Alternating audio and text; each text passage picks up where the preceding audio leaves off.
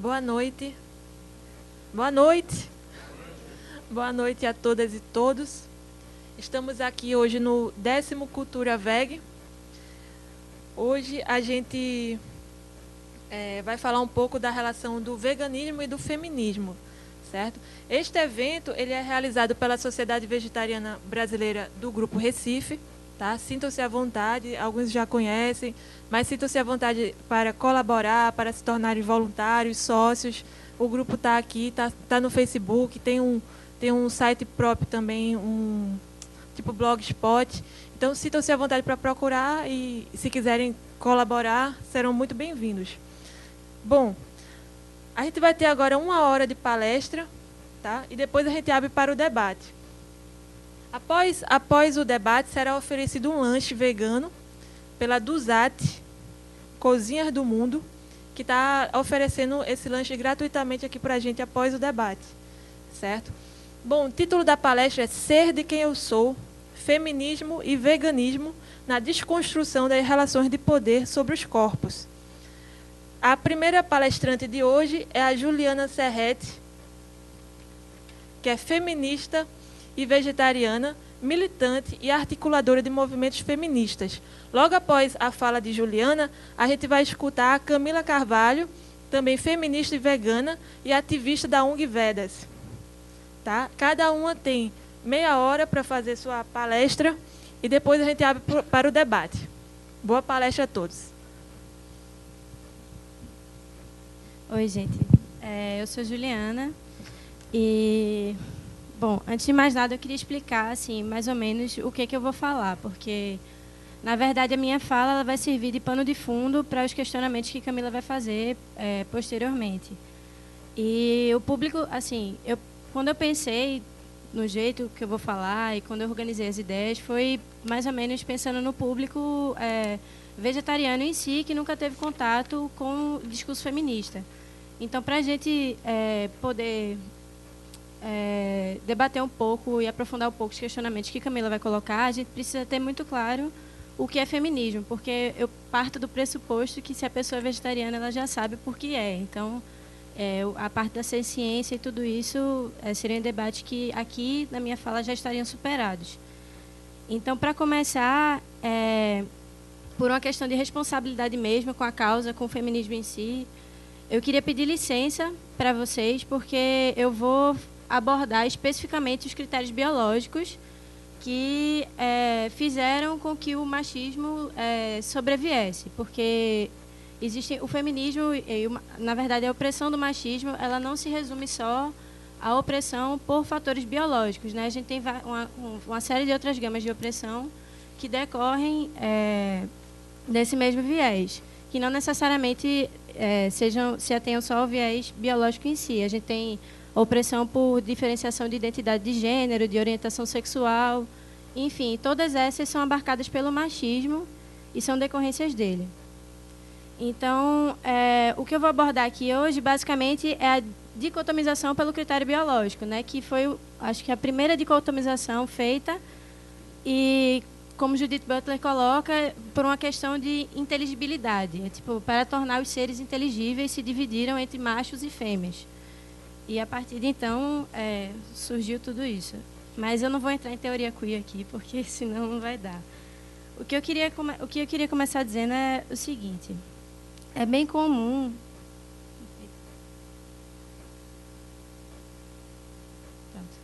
É bem comum, quando a gente vai discutir feminismo, que a gente ouça assim, tipo, não, mas a primeira relação de dominação do homem com a mulher surgiu na cama, porque a primeira metáfora foi animal. Eles olharam os animais fazendo sexo, e os animais faziam sexo de 4, e, portanto, o homem ocupava um lugar de superior em relação à fêmea. E, na verdade, essa ressignificação ela só foi feita quando o machismo já existia, porque o sexo de 4 é só o sexo de 4. Até então é só uma opinião, é só uma posição. Todos os animais, vários animais, os animais mamíferos, sobretudo, se utilizam dessa posição. Então, na verdade, a raiz do machismo não é essa. A raiz do machismo é a propriedade privada. E por que eu estou colocando isso, né? A gente tem aqui no slide, né? O nascimento dessa instituição na sociedade está intimamente ligado à criação dos animais. bem como a dominação do sexo masculino sobre o feminino. Por quê? Porque antes, os homens eles viviam em sociedades coletivistas. Eles viviam em uma espécie de anarquismo coletivista. Assim, anarquismo não no sentido de bagunça, tá, gente? É tipo no sentido de não autoridade, no sentido de organização horizontal. E aí eles viviam nessa sociedade coletivista e todas as riquezas eram partilhadas entre si.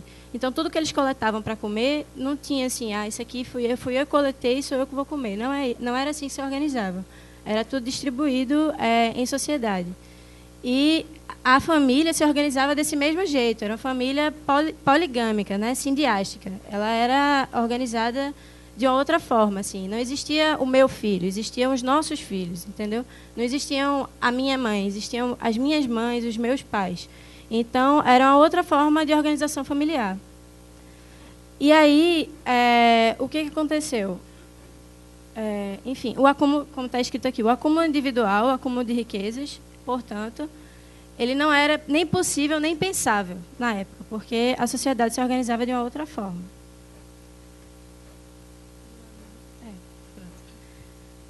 Aí está aqui. Os modelos familiares refletem a forma como a sociedade se organiza, assim como a sociedade se reflete nos modelos familiares. Foi aquilo que eu falei. A sociedade era coletivista e os núcleos familiares, na verdade, não eram núcleos. A família era uma rede. Então, isso refletia exatamente a forma como a sociedade se organizava. E aí, o que aconteceu? Um dado momento histórico, o homem, e aí eu estou falando do homem biológico, ele, em decorrência, na verdade, assim, o materialismo histórico, que é de onde parte a minha análise, ele diz que, assim, num dado momento histórico, o homem ele começou a perceber que ele exercia um trabalho no sentido de ele transformava a natureza. Ele tinha mais contato com a natureza, assim, no sentido de transformação do que a mulher, porque a mulher, em decorrência da sociedade ser coletivista, etc. e tal, ela vivia em várias... Assim, ela ficava grávida muitas vezes, entendeu? Então, ela tinha que passar pela gestação e tal, e em decorrência de tudo isso, ela passava períodos mais afastados da produção de trabalho compreendida como transformação da natureza, tipo de coletar, de transformar aquilo em comida, e de subir uma cerca, e etc. e tal. Mas, até então, na sociedade coletivista, isso não era um problema, isso era apenas uma função, assim, sei lá, ela não era exatamente um problema, assim, cada um vivia do seu jeito e tudo era compartilhado por todo mundo. Não existia hierarquia nas funções. E aí o homem começou a hierarquizar a função do trabalho. Ele pensava, eu me esforço aqui, então eu tenho direito a isso, isso aqui é meu. A partir daí surgiu a noção de propriedade privada, quando o homem ele pegou os animais que antes ele saía para caçar, colocou dentro de uma cerca e disse, esses animais aqui são meus. Só que para ele manter essa instituição da propriedade privada, os animais enquanto deles, ele precisava de uma outra instituição, que seria a família monogâmica. Por quê? Porque a monogamia, ela transforma a família sindiástica no sentido de... A família sindiástica, que é a família coletiva pré-monogâmica, ela transforma no sentido de que a mulher, para ele manter a propriedade privada, ele teria que saber quem são os filhos dele. Então, a mulher, ela deveria ter fidelidade a ele. E aí, o que aconteceu? A fase monogâmica, enfim, eu vou ler um pouquinho aqui. A fase monogâmica, propriamente dita, é decorrente da domesticação dos animais, porque o homem agora não precisava mais caçar. Agora ele poderia ter sob seu domínio as manadas dos cavalos, dos camelos, dos bois, carneiros, porcos, cabras, etc.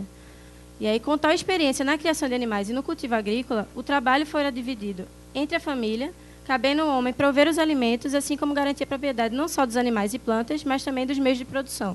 Então, o homem ele passou uma cerca na terra, ele colocou os animais lá dentro, colocou as mulheres lá dentro e disse, pronto, vocês são minha propriedade agora. Todos vocês e todas vocês devem a minha obediência, para que a propriedade privada se mantenha. Porque se ele não colocasse essa cerca ao redor, a propriedade privada sequer poderia existir.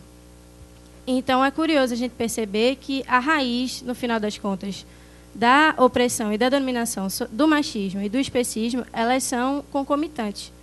Elas têm o mesmo momento histórico, que é a partir do surgimento da instituição da propriedade privada.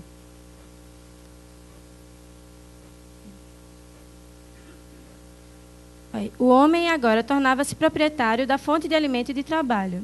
A manutenção do Instituto da Propriedade Privada só seria possível no modelo de família monogâmico, por conta da questão da fidelidade. E aí, com o surgimento da propriedade privada, o homem sente a necessidade de assegurar a paternidade sobre seus filhos biológicos para que esses possam herdar o patrimônio do pai. A mulher, assim como os animais não humanos, passa a ser vista também como propriedade do homem, que lhe deve obediência e fidelidade enquanto este detém o poder sobre sua vida, sobre sua morte e sobre sua liberdade. Voltou.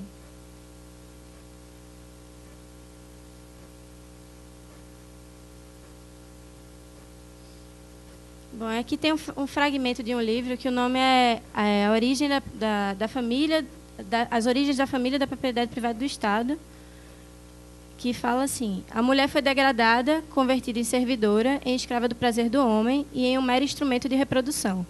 Esse rebaixamento da condição da mulher, tal como aparece abertamente, sobretudo entre os gregos em tempos heróicos e mais ainda em tempos clássicos, tem sido gradualmente retocado, dissimulado e, em alguns lugares, até revestido de formas mais suaves, mas de modo algum eliminado. Por que eu estou falando isso? Assim, é só uma provocação, porque a gente ouve muito que esse negócio de feminismo já foi superado, que machismo não existe mais, etc. e tal, quando, na verdade, para a gente romper com essas estruturas, a gente precisa muito mais do que uma reforma ou muito mais do que uma maquiagem. Assim. A gente precisa cavar mais fundo, precisa mudar as estruturas de fato. Então, putz, voltou. Então, fechar os olhos para a realidade que nos cerca, na verdade, é corroborar para que essa realidade, para que essa opressão continue se perpetuando, né? Aqui eu coloquei um esquema que é basicamente o exemplo histórico que, na minha opinião, é mais emblemático, assim, sobre o que foi que aconteceu com a família e com as relações interhumanas e interanimais depois do surgimento da propriedade privada, né? Que é o exemplo clássico de família da antiguidade, que é o paterfamilias, que vem logo depois que a pré-história acaba, assim, pelo menos no mundo ocidental, né? E aí o paterfamilias, ele é o chefe hierárquico da família, é o pai. Inclusive a palavra pater no vocabulário ocidental foi uma das primeiras referências à figura do pai em si. E é dela que decorrem a palavra pátria, a palavra patriarcado, a palavra pai, enfim, todas essas palavras decorrem do paterfamília. Inclusive, o paterfamília estava tão... O termo paterfamília ligava tanto o homem, a figura do homem-chefe, à propriedade privada, que, para se referir ao pedaço de terra sob a jurisdição dessa pessoa, se referia ao pater. Não se falava o pedaço de terra de fulano. Não, era o pater de fulano. Fulano, que era o pater, tinha o seu pater, que era a sua terra. Era um conceito só para as duas coisas. E aí esse pater, ele tinha direito, como vocês estão vendo aqui, ele exercia poder sobre todas essas coisas que estão abaixo dele. A esposa, a irmã, os filhos, os animais não humanos, a casa, as terras. Enfim, aí os filhos, por sua vez, que seriam pater-família, quando o pater morresse, herdariam... sua mãe, herdariam sua irmã, herdariam os animais não humanos do seu pai, a casa do seu pai, etc. e tal. Como vocês estão vendo aqui embaixo, né, as mulheres não possuíam direito à herança, por um motivo muito simples. Elas eram partes do patrimônio, exatamente como os animais não humanos. Então, a relação de objetificação, basicamente, é a mesma. Enfim, agora eu vou entrar numa questão assim mais abstrata, né, das relações de dominação, que é para a gente poder entender mais ou menos assim. Eu separei didaticamente entre 3 etapas, mas na verdade essas etapas se retroalimentam e são elas que mantêm o sistema do patriarcado, né, e o sistema do especismo também, como vocês vão ver. A primeira etapa, eu diria que é a coisificação, né? A coisificação é a subtração da condição de sujeito do outro. Então, o outro é aquele que não se enquadra no arquétipo socialmente construído como ideal. O que seria o arquétipo socialmente construído como ideal na nossa sociedade de hoje?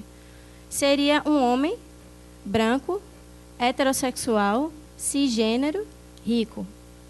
Esse seria o arquétipo ideal. Todas aquelas pessoas que não se enquadram nesse arquétipo ideal de sujeito, elas são menos sujeitos, digamos assim, do que aquele outro, porque elas sofrem com a opressão dos modelos impostos por esse arquétipo. Então, a etapa de coisificação é a primeira etapa de dominação. É quando o arquétipo olha para aquele anti-arquétipo dele e diz, não, ele não é o meu igual, então, logo ele é coisa. Ele não é como eu, ele não é sujeito. Então, eu subtraio da alteridade a subjetivação dele, entendeu? Eu pego o sujeito, aquele sujeito, digo que ele não é igual a mim e digo que meramente ele é uma coisa.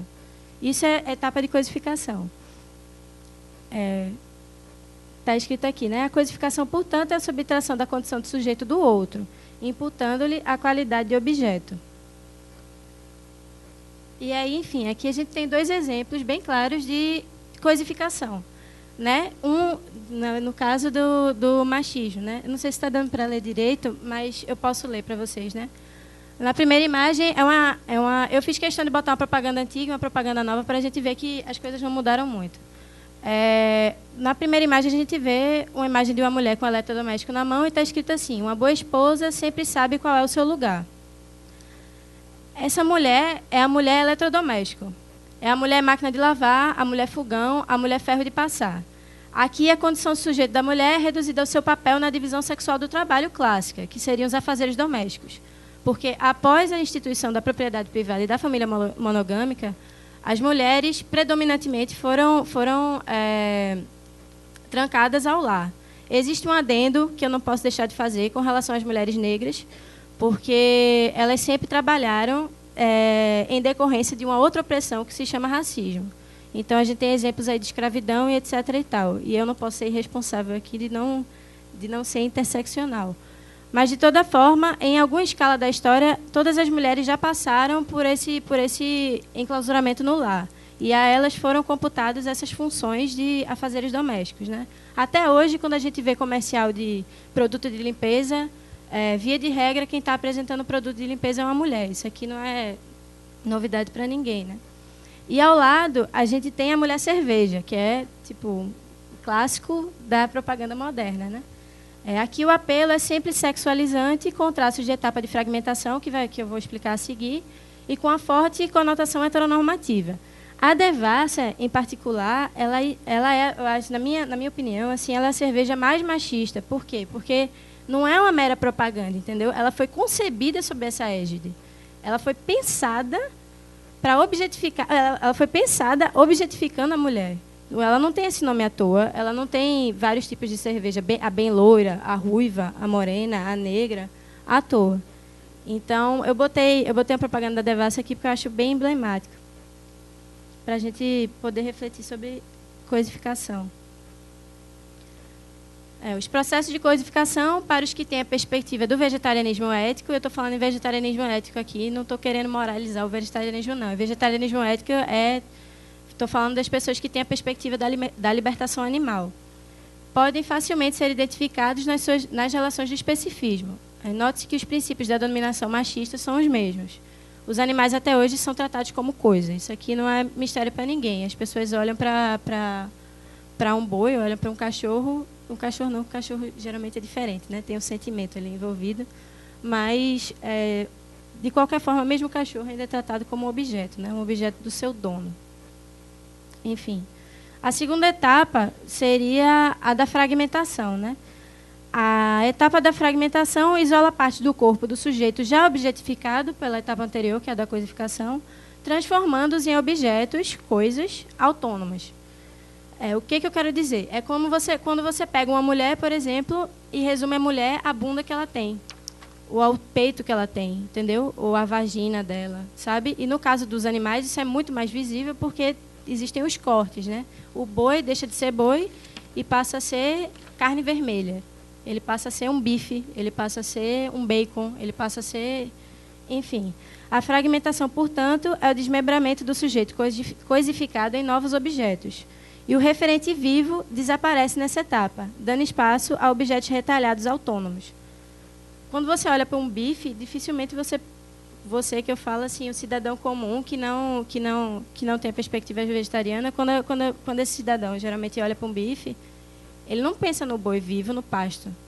Quando ele olha para o bacon, quando ele olha para o hambúrguer, no sanduíche dele, ele não pensa no animal vivo. A fragmentação, ela serve exatamente para separar o emocional, para separar o emocional da gente e para recoisificar aquilo que já foi coisificado. Aí você olha para o boi e diz, não, ele é um objeto, ele é carne vermelha, mata o boi, ele vira carne vermelha. Depois disso eu corto o boi, fragmento o boi em vários pedaços. E aí ele vai virar bacon, vai virar bife, vai virar isso tudo. E aí, da perspectiva especista, o processo de coisificação, fragmentação, pode ser evidenciado na própria linguagem humana. O que antes era um porco vivo é coisificado em carne vermelha, carne remosa, ou mesmo ainda apenas carne, e posteriormente fragmentado para que a consciência e o emocional humano se distanciem cada vez mais do referencial vivo. E após o processo de fragmentação, surge o bacon, o paio, a linguiça, que será de porco e não do porco. Será uma linguiça de porco e não a linguiça do porco. O porco não é um sujeito, ele é só uma coisa. E aí, tais palavras foram cunhadas com a função alienante de isolar esses novos objetos forjados de sua natureza primária, que seria a natureza de um animal vivo. Né? Isso seria da perspectiva especista. Um tender. O que é um tender? Você vai no Natal, assim, todo mundo, vou fazer um tender. Eu passei anos para descobrir o que era um tender. Assim. O tender, isso é só um exemplo. O tender, ele é a coxa do peru defumado, vendida no supermercado. Isso virou tender. Entendeu? É a mesma coisa do bacon. O que é o bacon? O que é a picanha? O que são? São fragmentos de um boi morto, que é chamado de carne. Enfim, esses são processos linguísticos, como eu falei, que servem para distanciar emocionalmente a gente do referencial vivo. E da perspectiva machista, não é muito diferente. Né? A mulher é reduzida à condição de objeto e, portanto, desprovida de autonomia, sentimentos, pensamentos, desejos, e ainda pode ser dividida em dois arquétipos. Né? A mulher para casar, que seria santa, e a mulher para usar, que seria puta. E a mulher sujeita de si, após sofrer o processo de coisificação, é ainda fragmentada em diversas partes, sobretudo as de maior relevância sexual, numa perspectiva heteronormativa. Então, a fragmentação da mulher reforça sua condição de objeto e de dominação do homem. E está aqui, eu separei 2 exemplos assim, de fragmentação dos corpos. Né? Aí, na primeira imagem, a gente tem...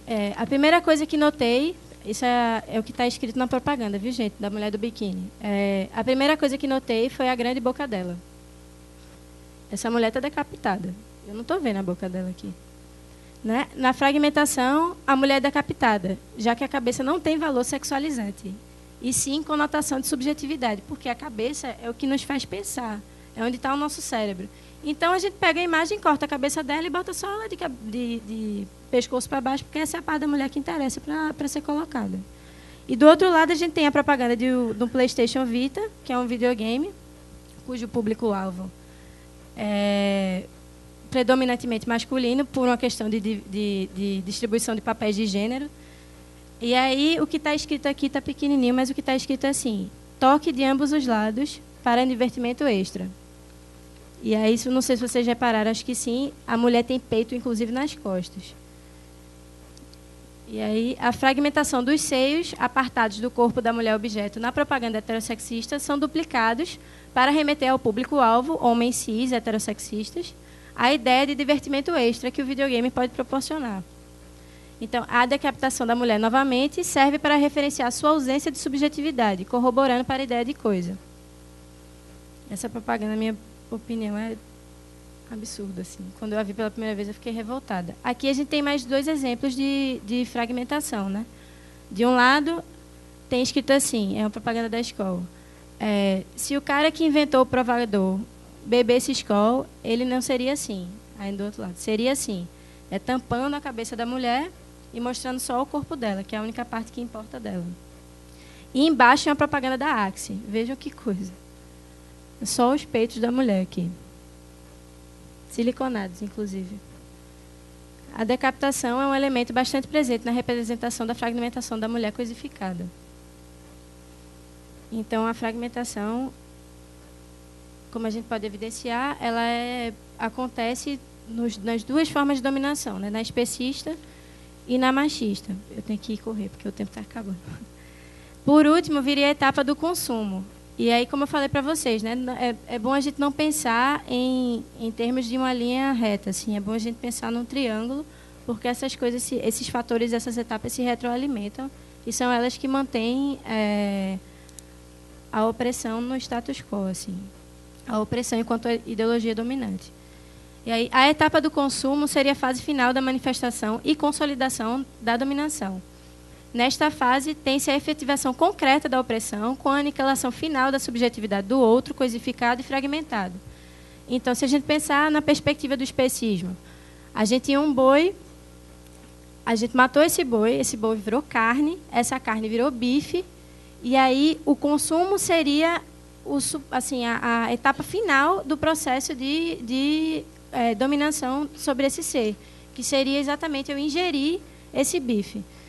E aí, como está escrito aqui, né? Para o especismo seria o consumo propriamente dito de fragmentos mortos dos corpos de animais não humanos, ou ainda de seus ovos, de seu leite, etc. Pode ser evidenciado também no tratamento truculento e as condições a que são submetidos os sujeitos vítimas dessa opressão. Então, o consumo ele não é só propriamente o ato de consumir em si, ele é também a forma com que nós lidamos com esses outros seres que nós subjetificamos e fragmentamos. Porque, como eu falei, é uma cadeia retroalimentativa isso.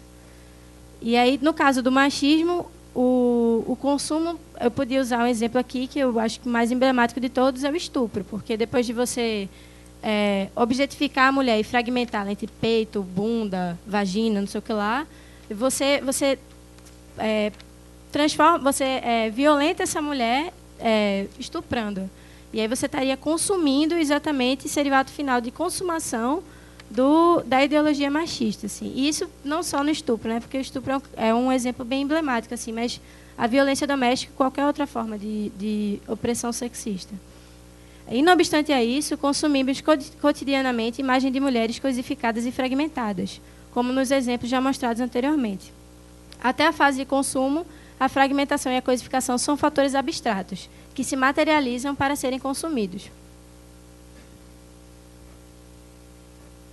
E aí, enfim, só para... Eu tenho 5 minutos. E aí, enfim, eu botei essa frase aqui porque só para fazer uma reflexão, porque a carne ela sempre foi tida como um alimento superior. E por ser um alimento superior, ela sempre teve uma ligação muito forte com o homem, assim, com a figura do homem. Por isso que em famílias muito pobres, assim, e aqui nessa frase está sendo evidenciado isso, geralmente quando não se tem muito dinheiro para a carne, quem tem direito a comer a carne é o pai. A carne fica para o pai. E esse fragmento aqui foi tirado de um estudo da década de 70, se eu não me engano, na Inglaterra. E aí, não, desculpa, a década de 70 não, é um pouco mais antigo, acho que década de 30, por aí. E aí eles fizeram um estudo com famílias que vivem com pouco dinheiro, assim. E aí está escrito aqui, na família que gasta 10 shillings com comida ou até menos, só é possível um tipo de dieta, que é a dieta masculina. As crianças recebem o que sobra e é preciso haver uma boa quantidade de carne para satisfazer o desejo do pai pelo tipo de comida que mais lhe agrada, que é a carne. E que ele, obviamente, pretende comer. Eu vou tentar correr, desculpa, tem muita coisa. Eu não acho que... Eu falo de... Mas tu vai falar de referências, você fala... Bom, enfim, eu ia falar um pouco mais de referentes ausentes, só que aí Camila vai falar na fala dela, então eu não vou precisar me ater a isso. Basicamente, eu só vou explicar um pouco o conceito. O referente ausente é quando a gente pega uma opressão, é quando a gente pega um emblema de um ser, um emblema de uma opressão, e se utiliza de um outro para fazer referência àquele. O referente ausente dessa foto, no caso, que tem uma porca se masturbando, entre aspas, seria uma mulher. Isso aqui foi uma paródia que o pessoal fez, que se chama Playboy, Playboy, sei lá. Foi uma revista que eles fizeram para satirizar a Playboy, porque, de acordo com o autor da revista, seria a Playboy dos criadores de porcos. E daí vocês podem refletir um pouco. E aí é comum que a metáfora do animal, referente ausente, seja utilizada para descrever situações de opressão ou violência contra a mulher também. E aí eu tenho aqui 3 citações que evidenciam isso, né, feitas por 3 feministas diferentes, né, que estava aparecendo um pedaço de carne crua dependurado na vitrine do açougueiro. Isso aqui é uma frase para remeter a uma mulher que sofreu violência doméstica. Aí embaixo tem: a pornografia heterossexista apresenta a mulher como um pedaço de carne fêmea. E embaixo tem: as mulheres nos bordéis podem ser usadas como animais em gaiolas. Essas metáforas são extremamente comuns e não são comuns à toa. E aqui embaixo a gente tem uma citação que eu acho extremamente curiosa. Eu vou ler para vocês e, enfim, depois eu digo. Aqui ela se refere: a abadesa agora supera todos os outros concorrentes no mercado de carnes francês. Ele não mantém a carne por muito tempo nos ganchos, embora consiga bons preços. Mas nada fica mofado aqui. O corte da carne pode ser feito como você prefere, se lhe apetecer. Se você pode matar o seu próprio cordeiro ou carneiro, pois nosso rebanho é de alta categoria e está sempre pronto para ser espetado. Quando constatamos que algum exemplar está contaminado, ele vai para o pasto e é mandado para leilão ou removido por contrato particular, mas nunca o levam de volta para dentro. Por isso, a doença parasitária, o mormo e outros males que atacam o gado não costumam ocorrer aqui. Isso é a descrição de um bordel, minha gente. Um bordel de mulheres na França. Não é a descrição de um criador de animais. E aqui a gente pode evidenciar o referencial ausente na comparação que ele faz com o gado. E, bom, aqui está uma propaganda extremamente infeliz da PETA, que é uma organização pelos direitos animais norte-americana, que ela coloca Pamela Anderson com o corte animal. Essa propaganda era para dizer que, como está escrito aqui, todos os animais têm as mesmas partes. Só que quando eles colocam uma mulher objeto como Pamela Anderson, que é socialmente construída no imaginário comum e generalizado das pessoas como mulher objeto, eles estão, na verdade, reobjetificando a mulher. Eles não estão conseguindo subjetivar os animais. Eles estão reobjetificando a mulher. Porque você coloca uma mulher no padrão de beleza, no arquétipo ideal de mulher, que seria a loura, branca, heterossexual, peituda, bunduda e etc. e tal, com vários cortes, numa posição extremamente sexualizante, que é como a gente pode... Se ela tivesse deitado assim num comercial de cerveja, não seria tão diferente. Então, essa tentativa de subjetivação dos animais foi completamente falha, porque eles acabaram objetificando a mulher. E, por último, assim, para falar, porque eu não posso deixar de falar sobre isso, é falar da interseccionalidade, que eu acho que as relações de dominação aqui explicitadas poderiam ser evidenciadas em diversas outras manifestações da opressão, como, por exemplo, no racismo ou na opressão de classe social. Ter a perspectiva interseccional é pensar as lutas de maneira relacional e articulada. Por que eu estou falando isso aqui? Porque eu olho para uma plateia dessa, por exemplo, e eu conto nos dedos da minha mão quantas pessoas negras estão sentadas aqui, discutindo feminismo e vegetarianismo. Então, eu acho que a gente tem que ter, por exemplo, noção de que a nossa luta ela não é isolada. A nossa luta ela é interseccional, ela tem vários pontos de interseção entre as várias formas de opressões diferentes. A gente está aqui evidenciando que seria o feminismo, seria o machismo e o especismo. Mas existe uma série de outras gamas, como, por exemplo, o racismo e a opressão de classe social, que são mais evidentes, assim. Especialmente quando a gente constata que um dos nossos principais inimigos é a propriedade privada. Então, que é a raiz de todas essas outras opressões, tanto da de concentração de renda, quanto da do machismo, do especismo que eu coloquei aqui, e a do racismo também. Então, basicamente, minha fala era nesse sentido. E agora eu vou passar a palavra para a Camila, porque ela vai entrar um pouco mais a fundo no assunto.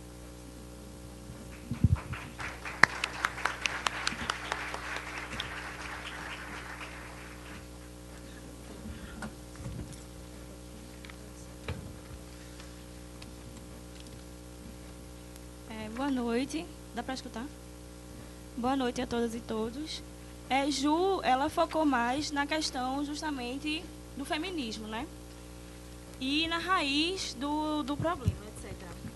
Eu vou tentar aqui justamente fazer a interligação que há entre essas duas formas de opressão, o machismo e o especismo. Primeiro, eu queria falar justamente da fragmentação da percepção e combate às opressões, que foi justamente o fim dessa fala de Ju, quando ela defendeu a interseccionalidade. Essa fragmentação na percepção de combate às opressões é justamente quando você não consegue entender a raiz dos problemas das opressões, que é justamente a raiz patrimonialista. É justamente a raiz do patrimônio, a raiz da coisa, a raiz da individualidade. E aí a gente precisa ter justamente, como diz Gary Yourofsky, a base ética de todos esses problemas. Que a base ética é justamente, eu não sou vegetariano porque eu tenho peninha dos animais, porque eu gosto de cachorro, porque eu acho a vaca bonitinha. Eu não sou feminista porque eu estou colocando a mulher num patamar inferior de, precisa ser cuidada, etc. Eu sou vegetariana, eu sou feminista, eu sou vegana, porque eu tenho uma responsabilidade diante dos outros seres. Porque eu tenho que ter uma postura ética diante de tudo que eu faço na minha vida. E diante dessa responsabilidade, eu não posso, por exemplo, escolher que formas de opressão eu vou dizer que são certas e que formas de opressão eu vou dizer que são erradas. Eu não vou dizer, por exemplo, não, eu sou feminista, tudo bem, beleza, mas os animais não. Eu não quero enxergar esse tipo de opressão, eu não quero enxergar essa forma de exploração e eu vou continuar comendo animais, etc. Não. Opressão é uma só, entendeu? Opressão e exploração é opressão e exploração, seja com mulher, com homem, com animal, seja com o que for. Então, para você se dizer... no combate, para você perceber e para você se dizer, no combate a essas opressões, você precisa perceber essa base ética comum, que é entre todas essas formas de opressão. E você precisa perceber justamente a perspectiva sistêmica dessas opressões, que, como o Ju falou, é justamente a perspectiva daquela detenção, a perspectiva do poder, a perspectiva da propriedade privada, a perspectiva hierárquica do patriarcalismo e a perspectiva de propriedade privada dessa forma de sociedade. E aqui a gente tem justamente uma imagem da feminista colocando, né? Todos os animais têm direitos. Então, acho que eu voltei, né? Voltei pra caramba, né?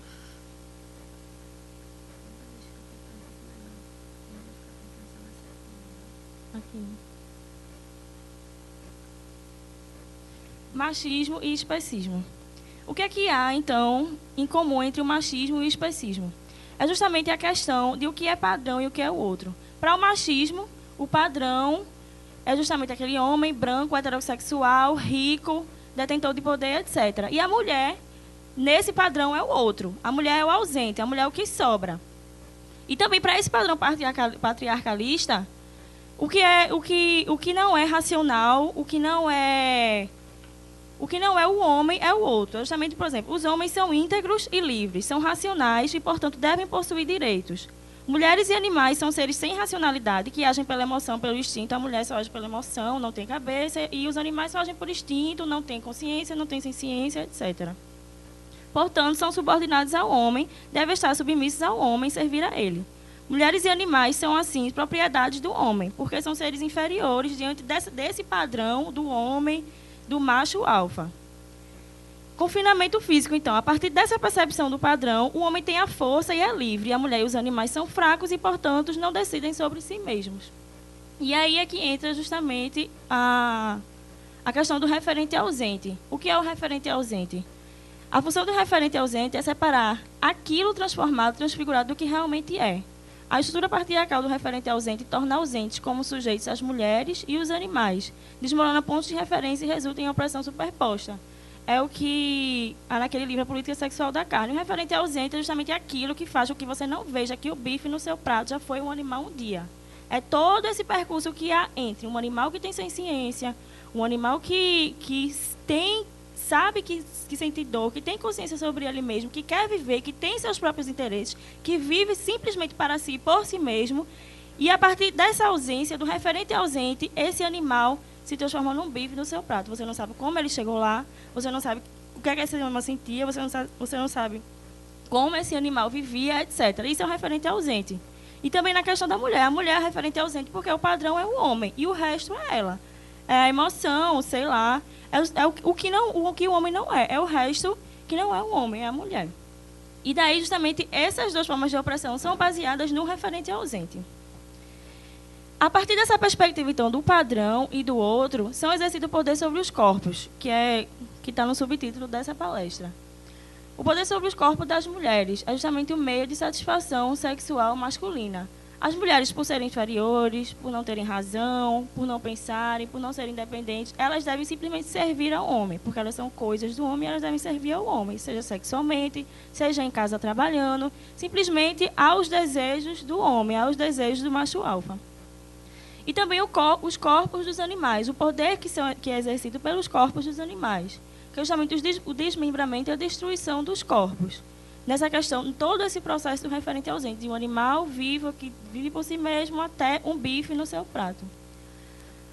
Exploração das fêmeas com seu sistema reprodutor baseado para fins econômicos, que são estupradas de forma horrenda. Os machos também sofrem abusiva extração do sêmen. Isso que eu coloquei aqui é a questão, porque, por exemplo, no livro A Política Sexual da Carne, ela fala muito na questão do tipo, da ligação do feminismo com o vegetarianismo somente pelo fato de não comer carne. Só que tem aquela questão, será que não comer carne é combater a opressão? Simplesmente não comer carne, principalmente nessa perspectiva feminista. Eu vou colocar uma foto aqui depois que retrata isso. Porque, pela perspectiva feminista do sexo, do sexo do animal, a exploração das vacas, a exploração das galinhas é uma exploração pelo sexo, entendeu? Então, assim, eu acho que não basta somente parar de comer carne. Uma feminista, creio eu, tem que parar de consumir derivados de leite, ovos, leite, queijo, etc., porque é devido à exploração que é tida sobre a vaca, que é tida sobre a galinha, simplesmente por serem do sexo feminino, simplesmente por serem fêmeas. Então, isso também é justamente na perspectiva da interseccionalidade, mostra o machismo dentro do próprio especismo. Patriarcado carnista, hierarquização, virilidade, supremacia masculina. Eu lembro que quando eu dizia, sempre perguntava, Camila, tu é vegana, não sei o que e tal, Aí um amigo meu perguntou, né? Tu é vegana e tal, mas não tem como ser vegano, como é que um pedreiro vai conseguir construir uma casa, não sei o que, justamente. O homem precisa comer carne para ser viril, é a carne que dá substância. Como é que um pedreiro vai conseguir construir uma casa? Ele tem que ter força, ele tem que comer carne. Justamente é o patriarcado carnista. A carne, como o Ju disse, quando tinha pouca carne, ela não era dada aos filhos, ela não era dada à mulher, era dada ao homem, porque ele é o dono da casa, ele é o pater, ele tem que cuidar de tudo, é ele que tem que ter força. Ele está no topo da hierarquização. A carne vai dar virilidade a ele que é o ser viril, ele que é o ser que tem o poder, e vai, assim, exercer a supremacia masculina. Então, aí, o especismo favorecendo, sendo coisa, sendo instrumento do machismo também. E a gente pode perceber aspectos do machismo e do especismo na linguagem que a gente utiliza. E aí também a questão do referente ausente. Ju falou na questão do tender, por exemplo, que as partes dos animais elas são colocadas sobre outros nomes para a gente não saber que aquilo é um animal. Aqui o referente ausente se dá justamente na interligação entre o machismo e entre o especismo na medida em que o animal é inferior. Por exemplo, comer. Vou comer aquela gostosa. A mulher é vista como um pedaço de carne e o homem vai comer ele. O homem vai comer aquela mulher. A piranha já é a perspectiva especista de depreciação do animal. A vaca, a galinha, a piranha. Porque vaca é animal, é ruim, é negativo. A mulher é vaca. É uma mulher que não merece respeito, etc. A cachorra, etc. Então, aí você vê bem a ligação que há entre o machismo e o especismo na linguagem que é utilizada.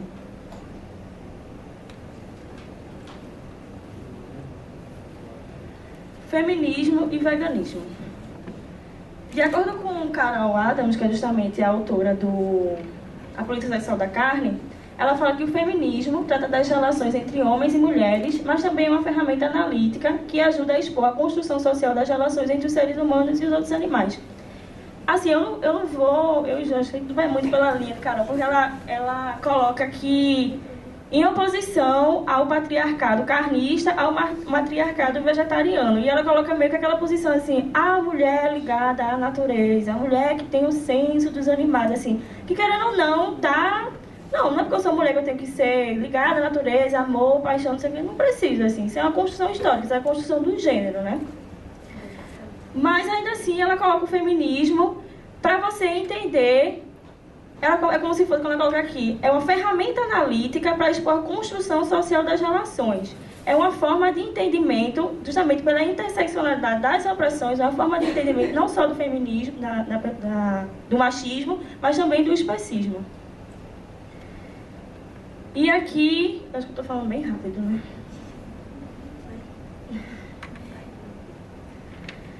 E aqui eu coloco justamente a questão do feminismo interseccional, do veganismo e da libertação animal.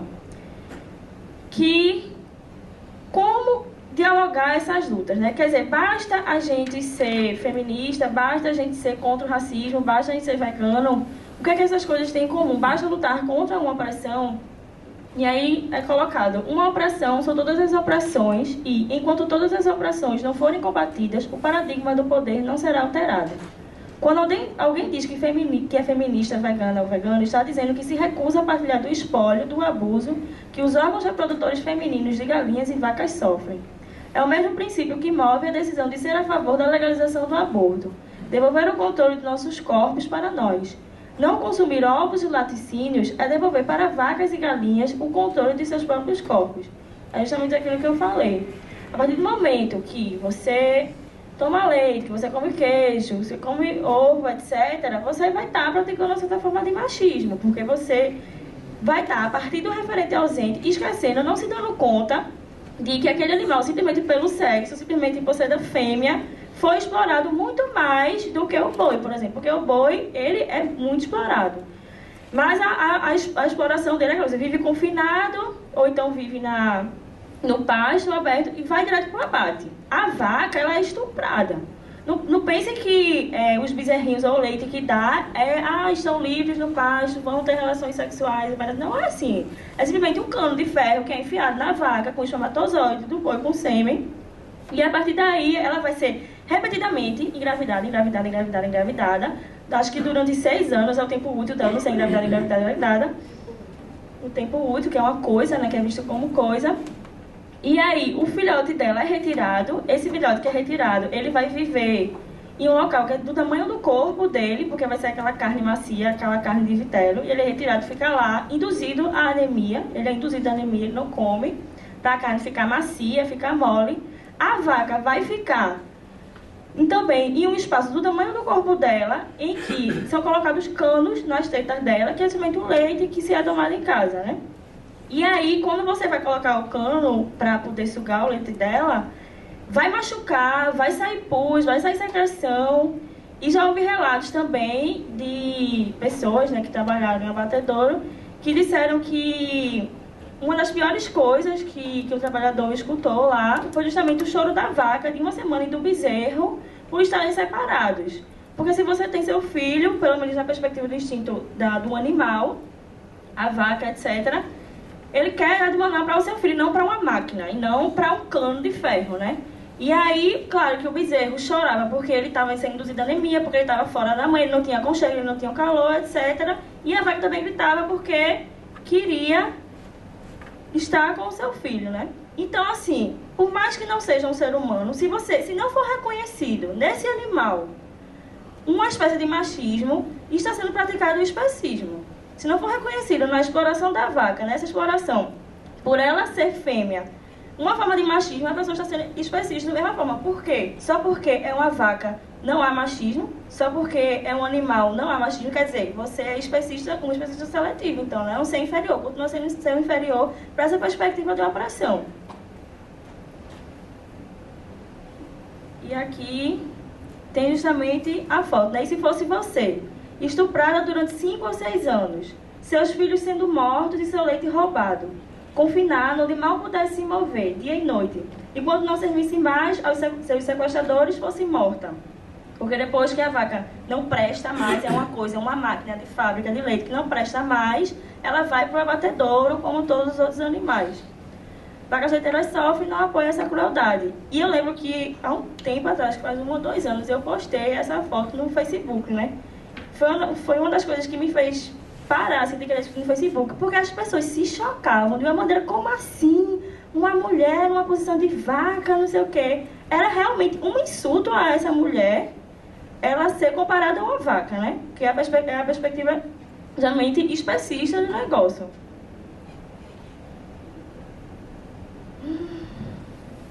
E aqui Bom, como vocês sabem, eu sou do VEDAS, né, que é uma ONG chamada Vegetarianismo Ético, Defesa dos Direitos dos Animais e Sociedade. E eu não podia deixar de falar do que os movimentos sociais, do que as organizações, do que os sujeitos políticos, construtores e atuantes na história têm responsabilidade diante disso tudo. Primeiro de tudo é o seguinte: os negros sofrem a opressão do racismo, eles se organizam, eles lutam. As mulheres sofrem a opressão do machismo, eles se organizam, eles lutam.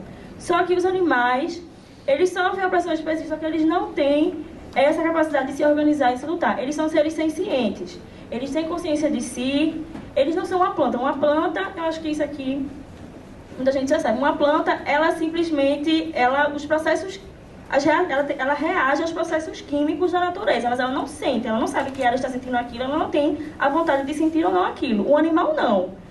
Ele sabe que ele vai morrer, ele não quer morrer, ele quer viver, ele quer ser sujeito de si, ele não quer ser coisa, etc. Ele é senciente. Mas ainda assim não tem a capacidade de se organizar para lutar contra a opressão do especismo. Isso não desmerece.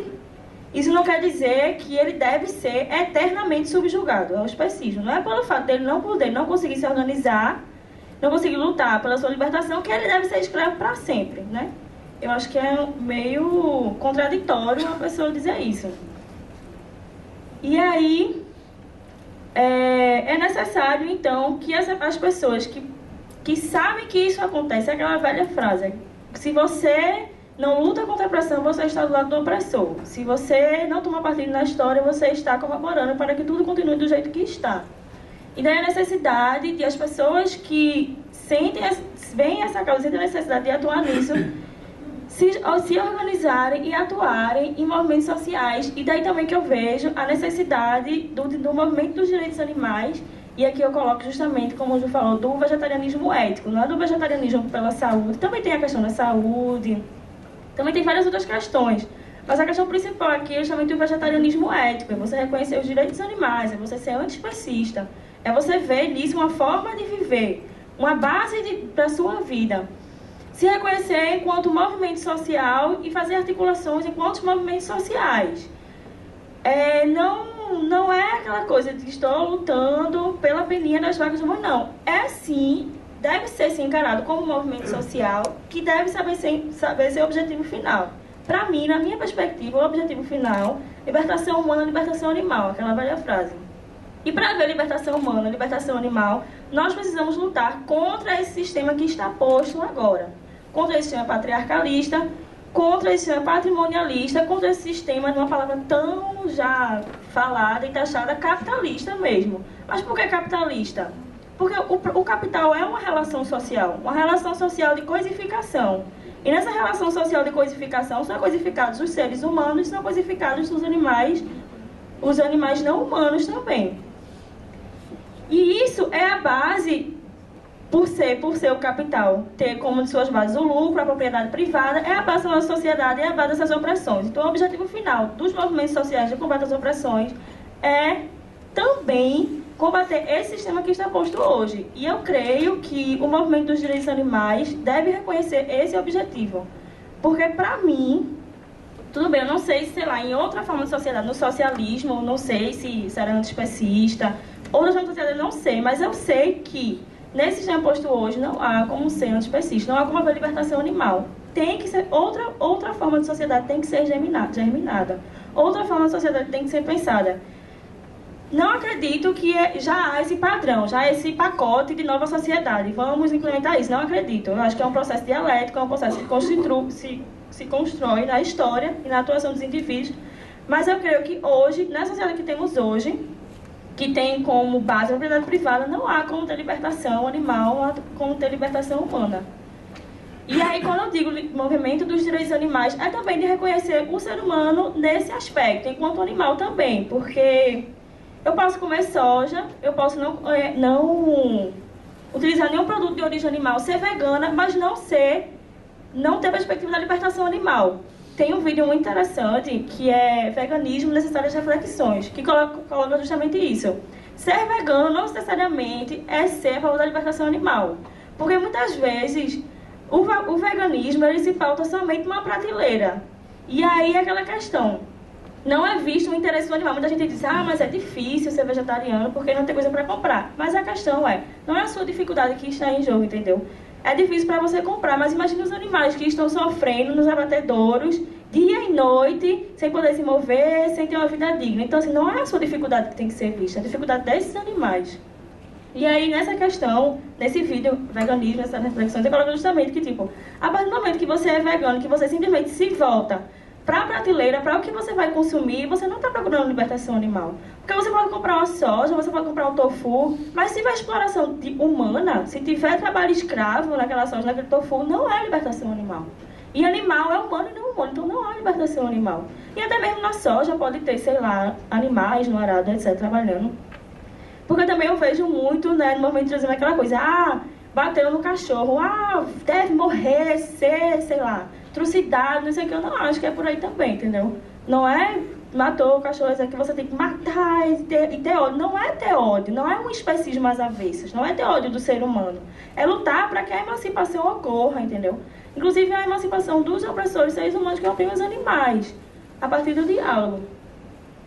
E aí, tudo bem, né? Há várias bandeiras, há movimentos sociais, contra o machismo, contra o racismo, contra o especismo, etc. Aí, sim, certo, mas se um movimento for querer lutar contra tudo, não luta contra nada. Sim, verdade. A questão não é que, tipo, o Vedas vai ter que lutar contra tudo, a SFV vai ter que lutar contra tudo. Não. Cada um deve lutar a sua bandeira prioritária. O Vedas tem a bandeira prioritária dos direitos animais, mas não pode ser apartada da sua outra perspectiva da raiz, a perspectiva sistêmica e a necessidade de diálogo com os outros movimentos sociais. É necessário que haja um reconhecimento de todas as partes do movimento, um movimento sem terra, um movimento de luta pela moradia, um movimento dos direitos dos animais. É necessário que haja um reconhecimento das bandeiras, é necessário que haja um reconhecimento das lutas e que sejam lutas que andem juntas, porque lutam contra uma coisa em comum, que é essa sociedade posta hoje. E para isso, eu creio que justamente deve haver diálogos, deve haver ações conjuntas.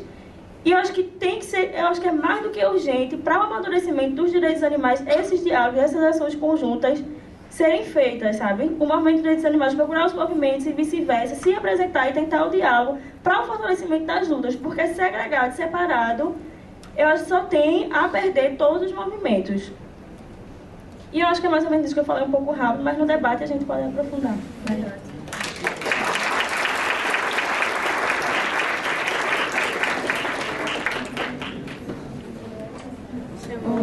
Gostaria de agradecer às meninas, foi muito boa a palestra de vocês, uma ótima palestra, uma ótima explicação. E dando continuidade aqui ao nosso 10º Cultura Veg, vamos abrir então para o debate. Quem tiver perguntas, por favor, se inscreva. Levante a mão, vem aqui, pega o microfone. Vai ter um espaço agora para perguntas.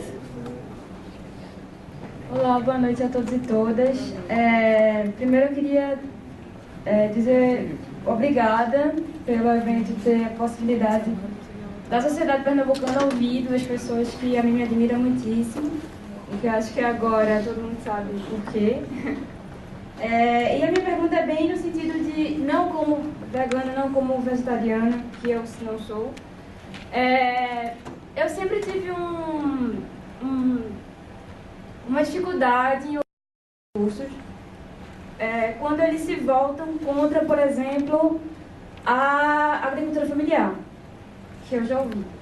Então, assim, qual a pauta concreta que vocês acreditam, que vocês colocam para o convívio com a agricultura familiar, com o cuidado de colocar esse discurso para a agricultura familiar, enfim, MST, enfim, isso.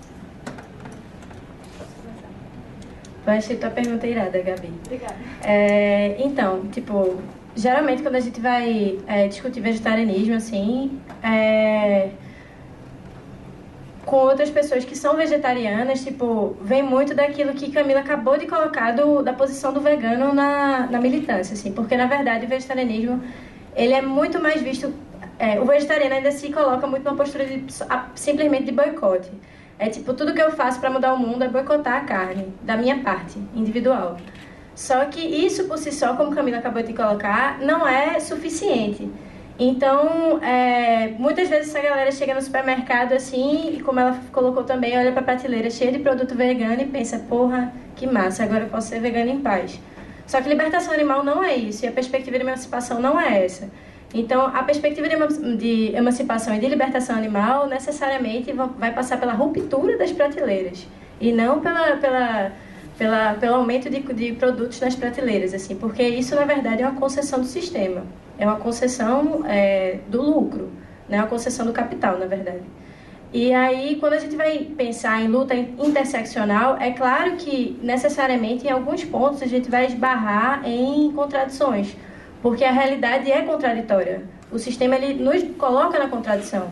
Você vê, por exemplo, tipo, eu não tenho crise, por exemplo, com um agricultor ou com um cara que faz uma pesca por subsistência. Como é que eu vou chegar para aquele pescador, botar o dedo na cara dele e dizer, você é um opressor? Como é que eu, Juliana, branca, de classe média, vou chegar na cara dele, apontar o dedo e dizer, você é um opressor porque você está matando peixe? Eu não tenho coragem de fazer isso, porque a minha responsabilidade é com a emancipação, a minha responsabilidade é com a ruptura de paradigma. Minha responsabilidade não é necessariamente apenas com os animais não humanos, é com eles também.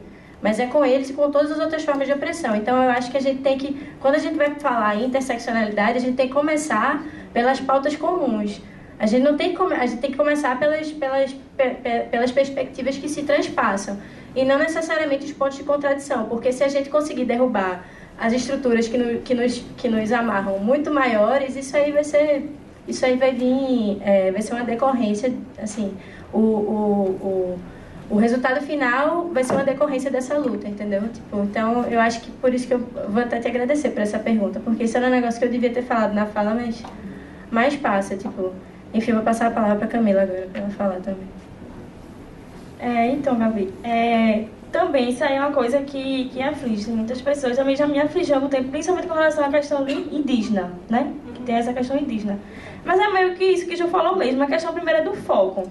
Se somos um movimentos sociais, de libertação, de desconstrução de paradigmas, etc., vamos focar no que nos é comum, vamos focar no que nós estamos lutando contra. E aí eu vejo que, por exemplo, o movimento dos direitos animais, eu acho que não é o foco do movimento dos direitos animais, por exemplo, os pescadores lá de Suape, entendeu? Que, tipo, eu faço parte de um grupo de extensão na JUP que trabalha com ocupações, com comunidades, e, tipo... Aquelas pessoas, aqueles nativos daquela região de Suape, que está sendo montado um complexo industrial, etc., eu acho que não é o foco dos direitos animais, chegar naquelas pessoas e dizer, não pesque, não sei o que e tal. Não é, porque eles não são reprodutores desse sistema de exploração, desse sistema pautado na exploração que eles chamam capitalista. Eles não são reprodutores, entendeu? Nosso foco é outro, nosso foco é as grandes indústrias, nosso foco é os latifundiários, e aí ao poder haver o diálogo entre o MST, o Movimento de Direitos Animais, com relação aos latifundiários, etc., certo, esse é o foco. Mas e aí, com relação a essas pessoas? Se eu chegar no acampamento da MST e for conversar com um cara que, enfim, mata animais, etc. Aí é aquela perspectiva que a gente tem do diálogo. Estamos lutando contra a opressão, somos oprimidos, somos opressores concomitantemente, temos que reconhecer-nos enquanto tais, e esse reconhecimento se dá no diálogo, aquela coisa que Paulo Freire dá. Nós vamos dialogar, sendo mediatizados pelo mundo. E eu acho que a partir do diálogo, a partir da educação popular, a partir do trabalho de base, eu não acredito que as pessoas, sei lá, uma pessoa do MST, um nativo de Suape, etc., não consiga entender isso. Pode entender, basta a gente dialogar, basta ter essa conversa, basta ter esse contato. Agora, eu acho realmente que é aquela pessoa que diz, não, animal para mim é coisa, que justamente é principalmente os donos das grandes indústrias, né, por isso são donos das grandes indústrias, animal para mim é coisa, eu quero explorar, etc. Mas assim, pelo diálogo, isso pode ser travado, entendeu? Pela educação popular, por essas coisas que podem ser travadas, mas que é basicamente isso, o foco e a perspectiva do diálogo. Agora, o que precisa, de fato, é o querer dialogar, que isso eu vejo muito pouco ainda. Há barreiras dos dois lados, de todos os movimentos. Acho que tem que ter maior abertura e um maior entendimento. Deixar de estereotipação, deixar de preconceitos e querer se abrir mais, querer dialogar mais, e querer construir em conjunto.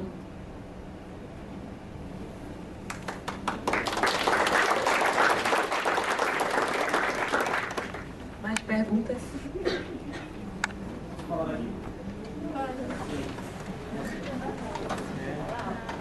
Queria saber, com relação à fala do capitalismo e tudo mais, se seria contraditório um vegano abolicionista defender o capitalismo. E dos três, entre comunismo, anarquismo e capitalismo, o que seria mais apropriado para uma libertação animal?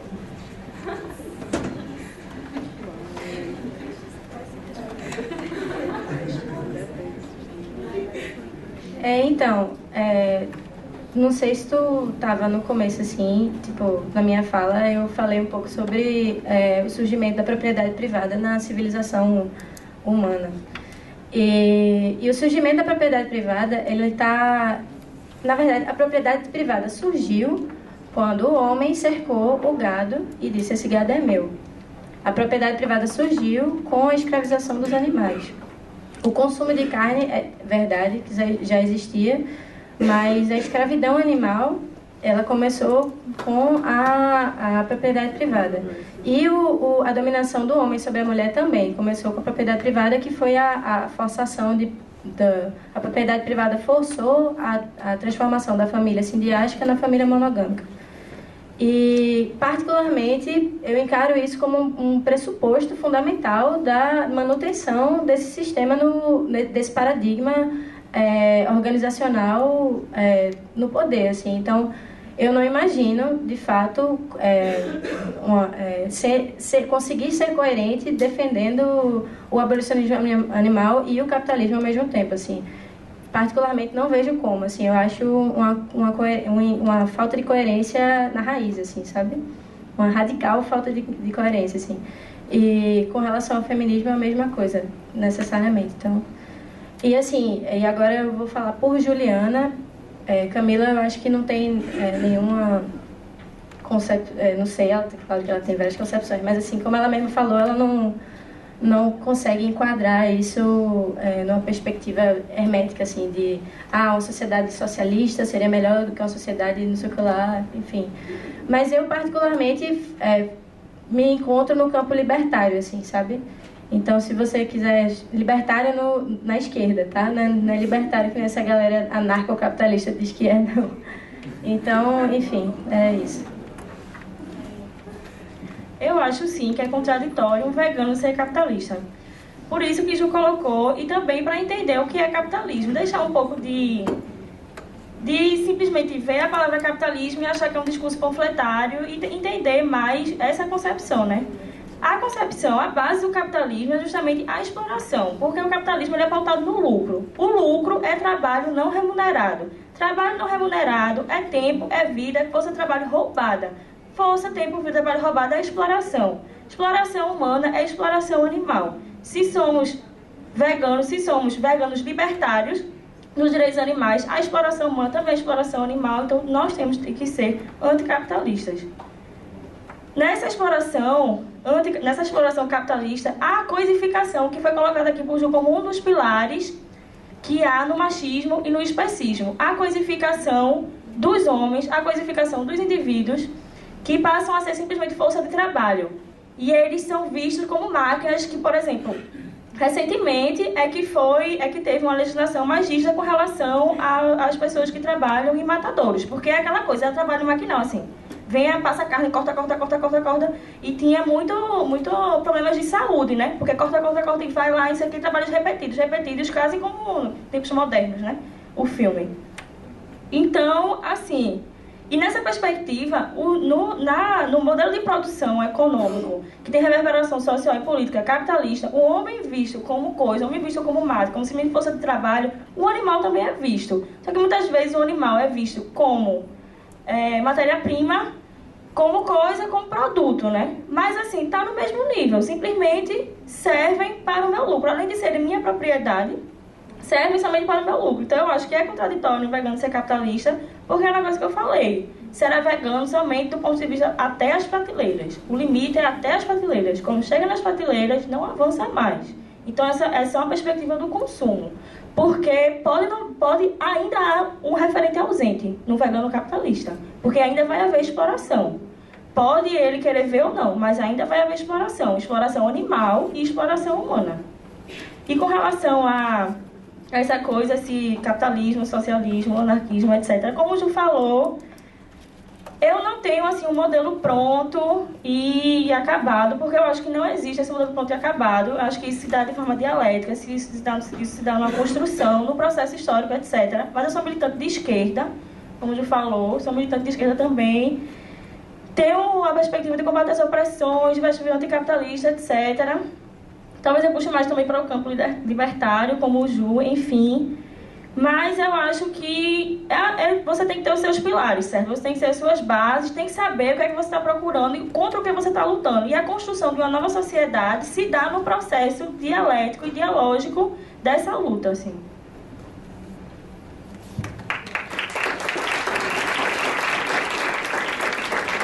Temos tempo ainda para perguntas. Alguém mais? Bom, eu mesma quero fazer uma pergunta. Como é que vocês veem assim, a religiosidade como sustento do próprio capitalismo e dessa figura do machismo dentro da própria religiosidade? Por exemplo, a religião cristã, onde você se refere a um Deus Pai, Criador, né? E isso dá toda uma sustentação ao sistema capitalista e ao próprio machismo, né? Então, deixa essa pergunta. Alguém mais quer fazer uma pergunta? Um ali. Então, após a tua pergunta, a gente encerra e vai seguir e dar a palavra para Akhenaton, para ele falar um pouco do nosso lanche vegano. Eu tô para comer a comida. Eu sou o que tá um arraso. Você quer fazer logo a sua pergunta?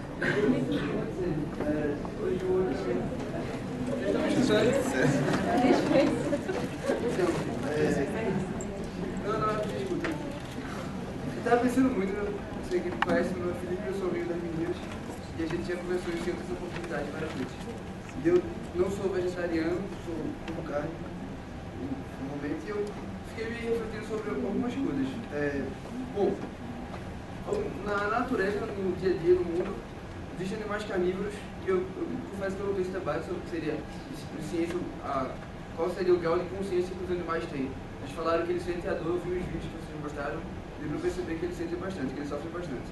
Eu não sei se eles teriam também consciência de, por exemplo, o leão, quando ele vai fazer a caça, ou o tubarão, sei lá, qualquer outro animal que ele vai caçar outro animal, você tem consciência que ele está também tirando uma vida.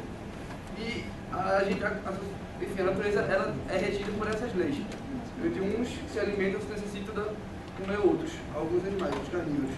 E, bom, é fato que a realidade econômica e social ela impõe os trabalhadores e os animais a um sistema de exploração contra o qual eu também me indigno. E aí eu queria problematizar, assim, em um mundo possível, onde, por exemplo, a gente não tivesse que ter galinhas, não tivesse que ter abatedouros de animais ou galinhas colocadas em jaulas para fazer a superprodução. Apenas a ideia da caça.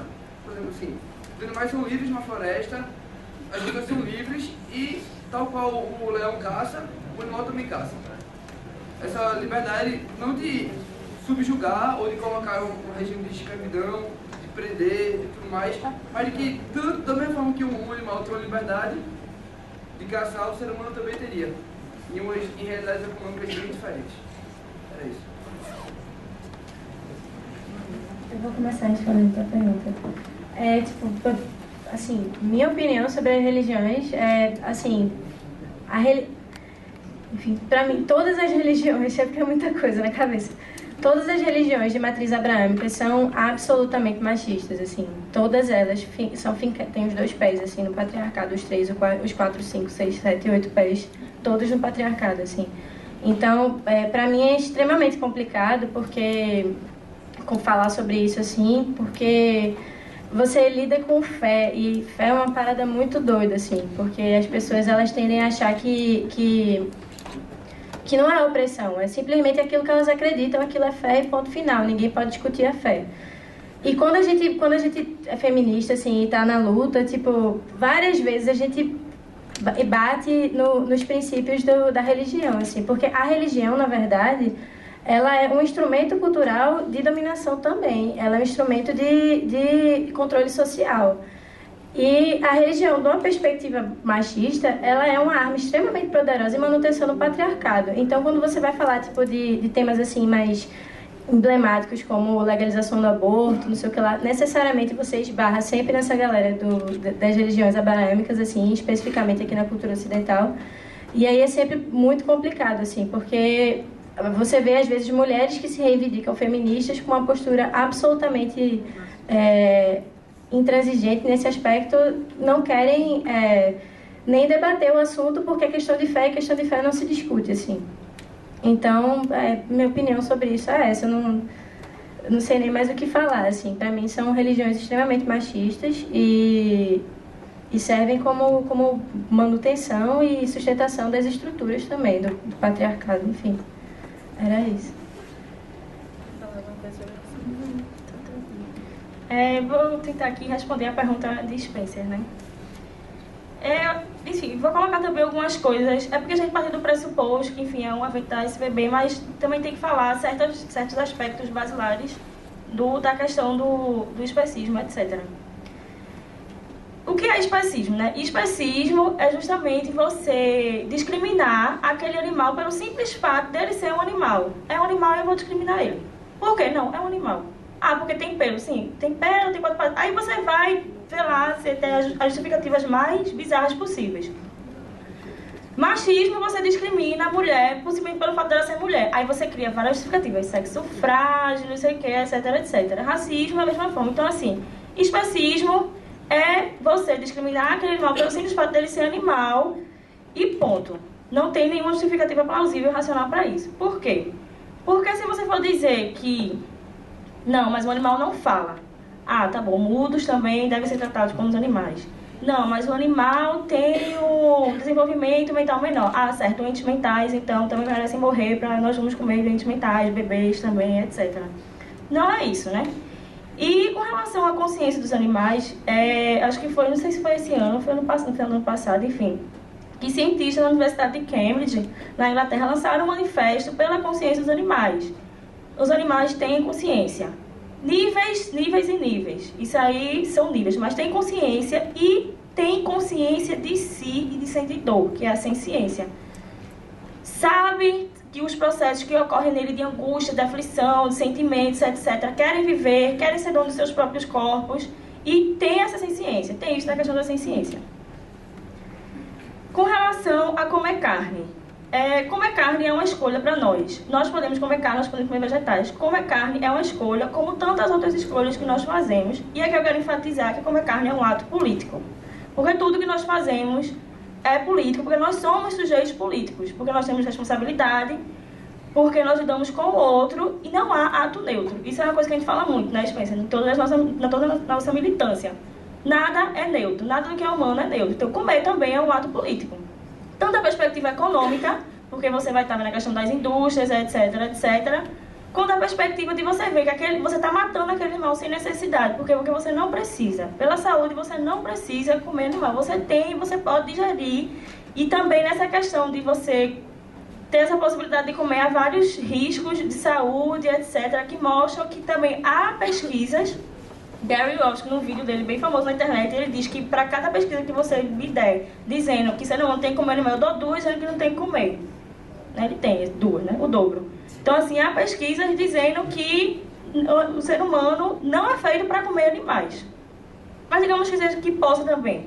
Então, é uma escolha. Porque, sei lá, se, por exemplo, George, que é o presidente da ONG, desde 4 anos que ele não come nada de origem animal, que não come carne, etc., ele deveria ter morrido, né? Se precisasse comer. Se é uma escolha, então vamos saber fazer essa escolha, né? Vamos saber que se estamos comendo carne, se estamos tomando leite ou comendo ovo, etc, etc, nós estamos matando desnecessariamente um ser que não quer morrer.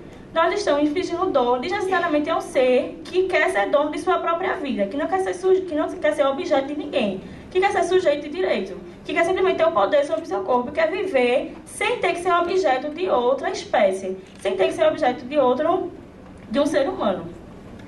Essa coisa de se nós vivêssemos em uma sociedade em que tudo fosse, em que nós pudéssemos caçar, em que não houvesse indústria, etc. A gente não vai viver nessa sociedade.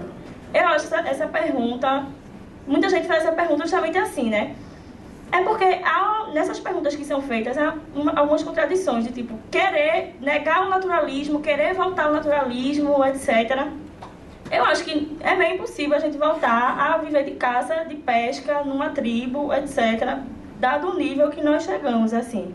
Mas mesmo que a gente consiga estabelecer essa sociedade, conhecimentos que nós temos hoje não serão apagados. O conhecimento de que os animais são seres sencientes, que eu defendo que devem ser sujeitos de direitos, etc., não serão apagados. A gente não vai voltar a, sei lá, tantos mil anos atrás, assim. Nós não precisamos. Tudo bem. Se nós caçamos, não há indústria, que realmente a indústria inflige muita dor aos animais. Há todo um processo de tortura e tal, e morte, não sei o que, mas morte é morte. Morte desnecessária é morte desnecessária. Seja com arco e flecha, seja dentro de uma indústria, etc. É morte necessária. É como se eu dissesse assim, já que estamos falando de feminismo, há estupro. Eu vou estuprar sem bater muito, certo? Mas vou continuar estuprando. Vou comer carne, mas é um abate humanitário. Não existe abate humanitário. O animal não quer morrer e por isso ele não deve morrer. Ele deve ser simplesmente sujeito de sua vida. A mulher não quer ser estuprada, ela não quer fazer sexo com puxão de cabelo, com murro, sem murro. Estupro é estupro, morte é morte. Então eu acho que não deve comer carne.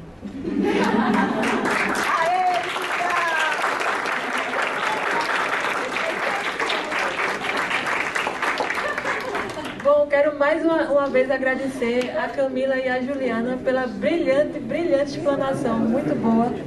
E quero informar vocês que no mês de setembro a gente vai ter o 11º Cultura Veg, que será com o Eric, que está chegando aqui. A gente está ainda, não sabe onde vai ser. Outubro. 17 de setembro.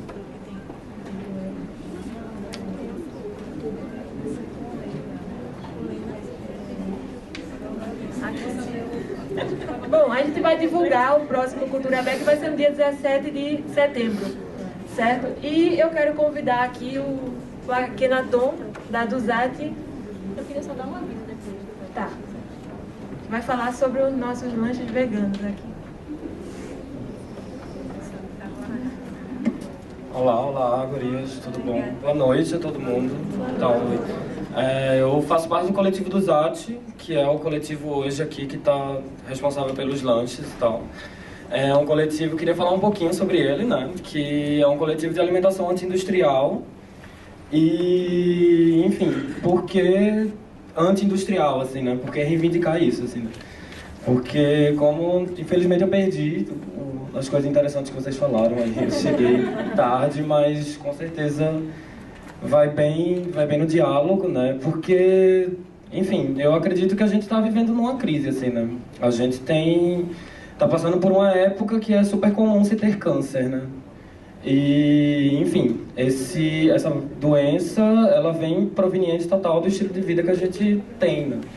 Então, a gente tem uma prática de alimentação industrial que tem bastante coisas ali dentro daqueles produtos ali enlatados, né, que a gente não sabe o que é, que se acumulam no nosso corpo, provocando mutações de células, né? E essas mutações de células muitas vezes são demais, assim, né? Metástase, eu acho que vocês já ouviram falar, né? Elas vão se mutando até se espalhar por todo o corpo, assim. E, enfim, além dos conservantes, né, além da forma como os alimentos são produzidos, tem, sobretudo agora, no século XXI, a explosão dos transgênicos. A discussão que a gente traz é mais ou menos essa, e, enfim, sempre tentando evitar ao máximo comprar em supermercado, sempre tentar comprar em banquinhas orgânicas. A gente faz questão de manter o padrão orgânico na alimentação. E, enfim, como é de feminismo, assim, também, né? A gente reivindica um certo estilo afrodisíaco, assim. Mas não um lance datado, assim, né, pelo sistema patriarcal, né? Aquela coisa heterocapitalista de sexualidade pornográfica e etc, assim, né? Uma coisa mais ligada às comunidades celtas e algumas comunidades africanas que pensavam a alimentação de uma forma mais harmônica com o meio, assim. E essa alimentação, algumas vezes, né, algumas tribos sim tinham presença de alimentos de origem animal, mas isso não é uma regra geral, né? Então é possível sim a gente fazer uma alimentação gostosa, que excite nossos prazeres, né, que mexa com nossos sentidos, completamente livre de produtos de origem animal, assim. E, enfim, o lanche de hoje aqui são umas esfirras árabes com 2 recheios afrodisíacos, purê de batata indiana com berinjela desidratada e cenoura abobrinha e creme de coco, e um chapati com um recheio assim que é bem especial também. Também tem umas samosas de creme de ervilha. Eu vou pedir um pouco de desculpas a vocês pela apresentação dos salgados, que eles não estão essas coisas todas, porque eu decepei meu dedo hoje. E ficou bem difícil de cozinhar, assim, né, de mexer massa, então eu não tive muito rigor ao dar forma aos salgados, assim, mas eu espero que gostem. Tem a página no Facebook, que é facebook.com/Duzat. Tem o e-mail também, que é duzat@libertar.se. E o blog, que é o Duzat, dhuzati.noblogs.org. E valeu aí pelo Cultura Veg ter chamado a gente e tal. E não vou dizer valeu porque eu não vi vocês, mas deviam ter falado coisas interessantes, assim. Valeu aí.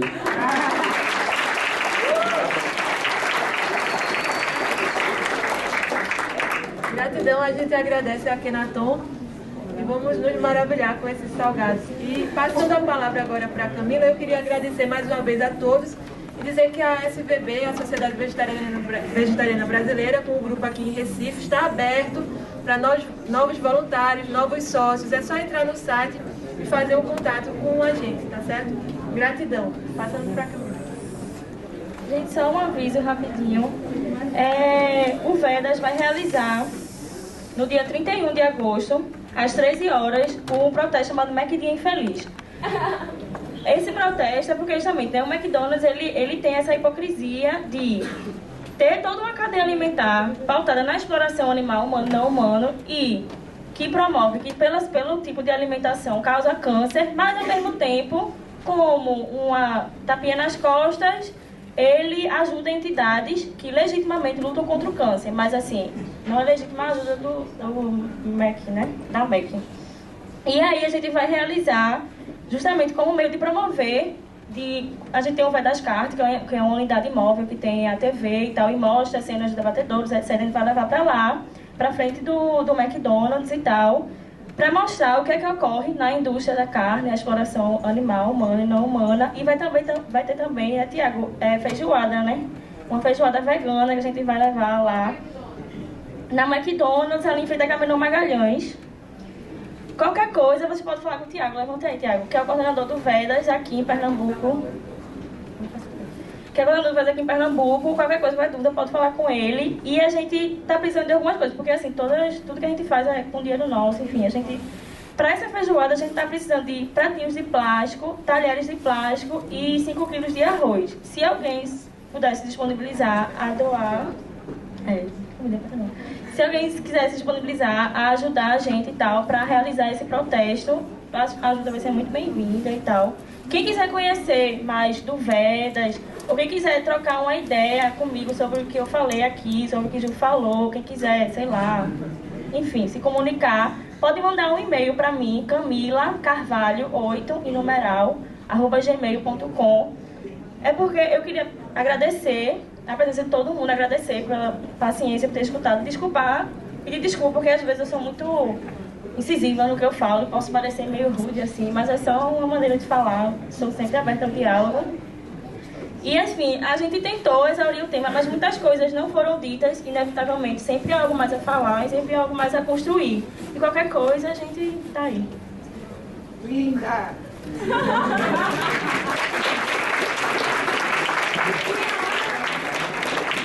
Só para dar o meu e-mail também, caso alguém queira entrar em contato, é serreti, serreti.juliana@gmail.com, sei lá, trocar uma ideia, ou não sei.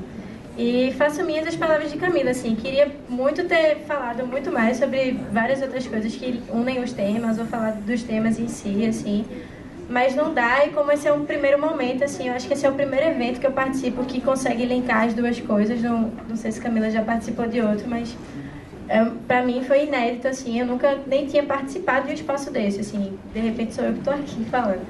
Mas eu queria agradecer muito a todas e todos que vieram, e Desculpa, sei lá, se alguma coisa não ficou claro, por favor, entre em contato comigo e é isso. Obrigada, gente. Valeu.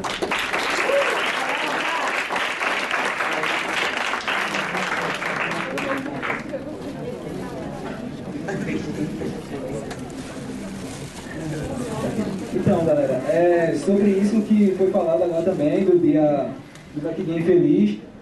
Essa semana, do Thiago, do Vênus também, foi lá na rádio, que tá rolando lá no Engenho Meio, uma rádio livre, que é o Lama, que tem uma página lá no Facebook, você pode procurar, que é o Lama, Laboratório de Minhas Autônomas, e foi feito um programa lá de rádio sobre esse ato do dia 31, Black Game Feliz.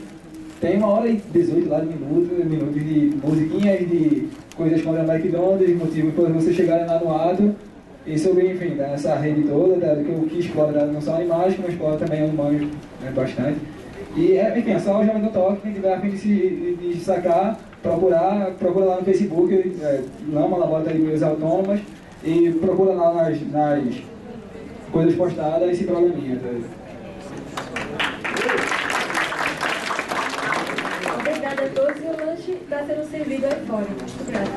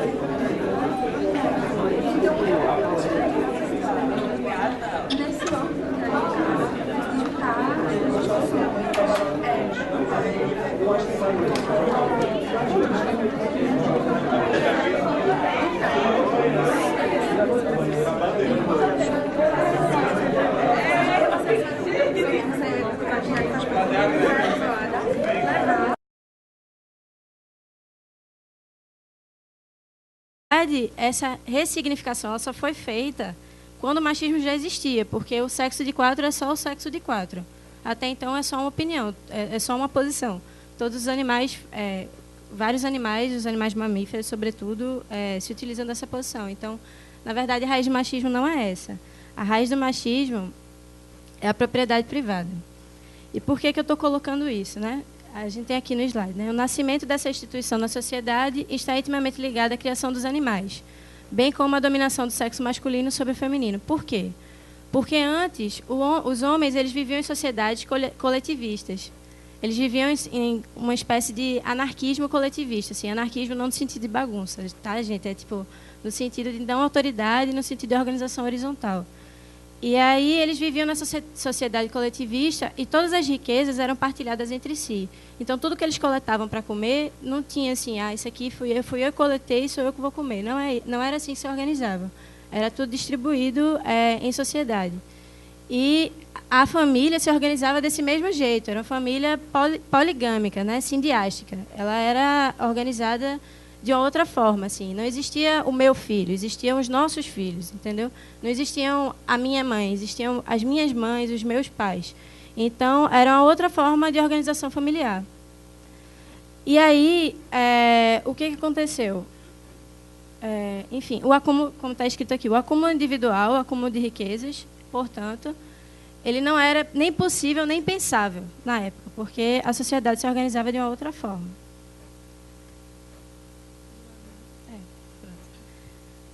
Aí está aqui. Os modelos familiares refletem a forma como a sociedade se organiza, assim como a sociedade se reflete nos modelos familiares. Foi aquilo que eu falei. A sociedade era coletivista e os núcleos familiares, na verdade, não eram núcleos. A família era uma rede.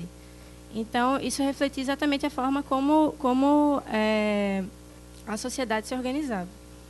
E aí, o que aconteceu? Um dado momento histórico, o homem, e aí eu estou falando do homem biológico, ele, em decorrência, na verdade, assim, o materialismo histórico, que é de onde parte a minha análise, ele produção. Então, o homem, ele passou uma cerca na terra, ele colocou os animais lá dentro, colocou as mulheres lá dentro e disse, pronto, vocês são minha propriedade agora. Todos vocês e todas vocês devem a minha obediência, para que a propriedade privada se mantenha. Porque se ele não colocasse essa cerca ao redor, a propriedade privada sequer poderia existir. Então, é curioso a gente perceber que a raiz, no final das contas, da opressão e da dominação do machismo e do especismo, elas são concomitantes. Elas têm o mesmo momento histórico, que é a partir do surgimento da instituição da propriedade privada.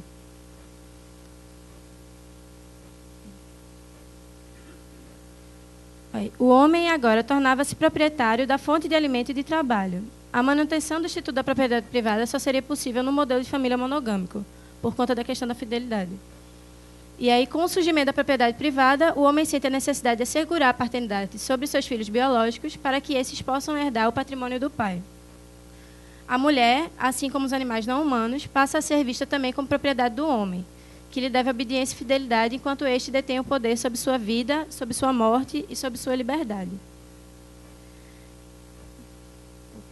Voltou.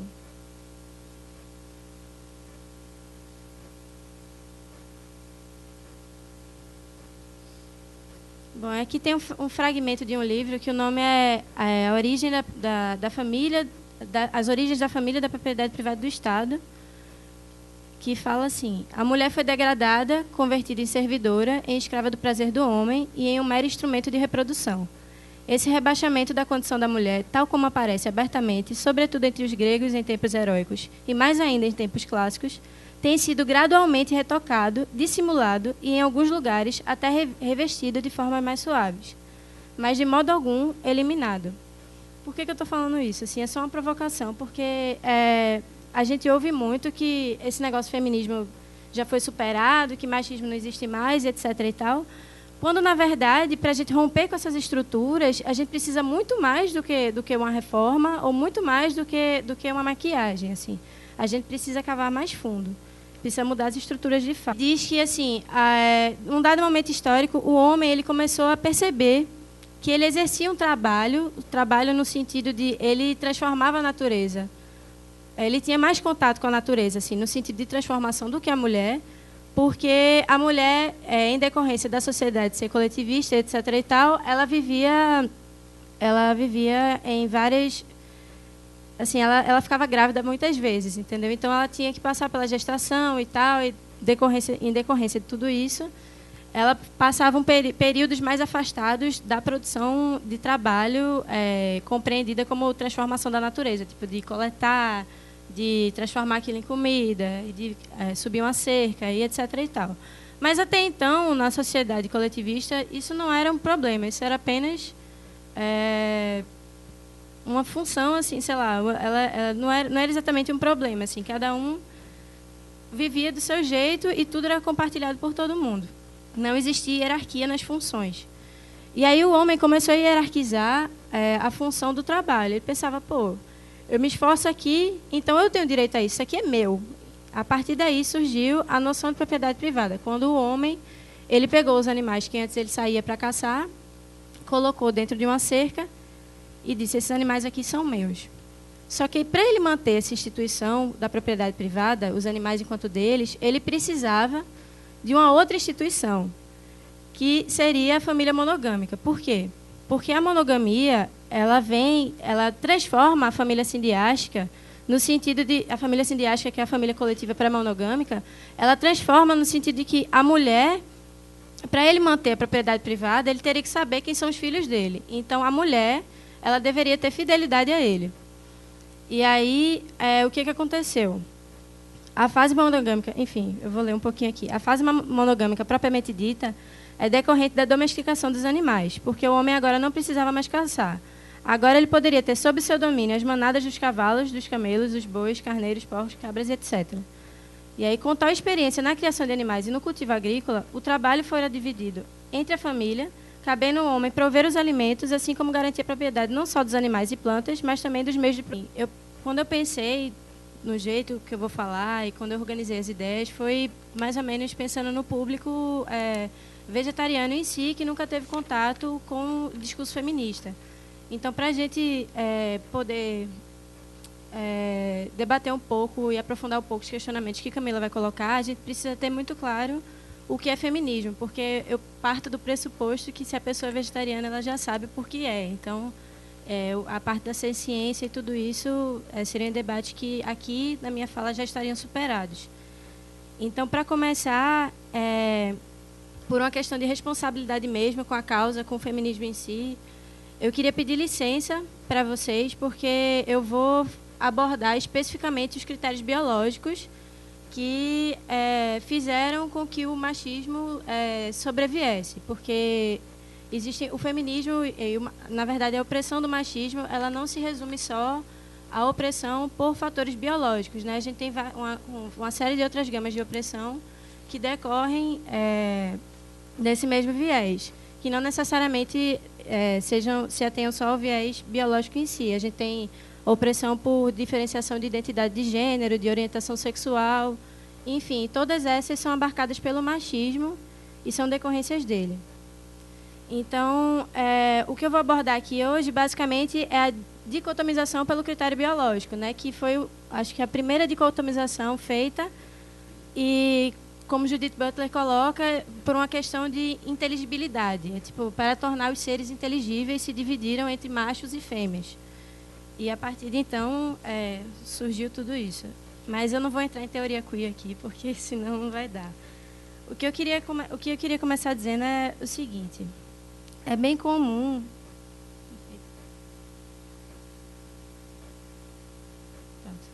É bem comum, quando a gente vai discutir feminismo, que a gente ouça assim, não, mas a primeira relação de dominação do homem com a mulher surgiu na cama, porque a primeira metáfora foi animal. Eles olharam os animais fazendo sexo, e os animais faziam sexo de quatro, e, portanto, o homem ocupava um lugar de superior em relação à fêmea.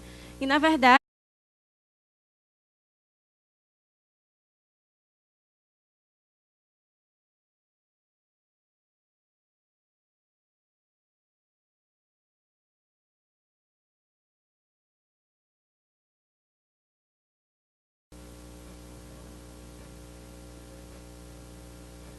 boa noite.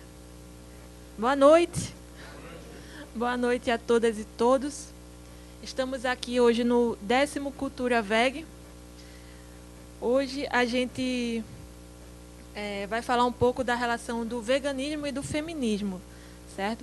Este evento ele é realizado pela Sociedade Vegetariana Brasileira do Grupo Recife.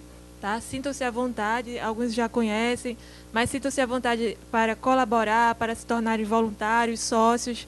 O grupo está aqui, está no Facebook, tem um site próprio também, tipo Blogspot.